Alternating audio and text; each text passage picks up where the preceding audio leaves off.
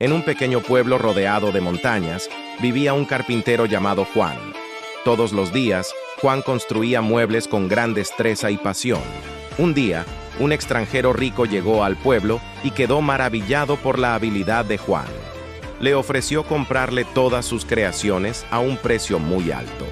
Juan, sorprendido pero humilde, le dijo que prefería quedarse en su pueblo y seguir creando con amor. El extranjero, impresionado por su honestidad, decidió financiar un taller para Juan, convirtiéndolo en un renombrado artesano.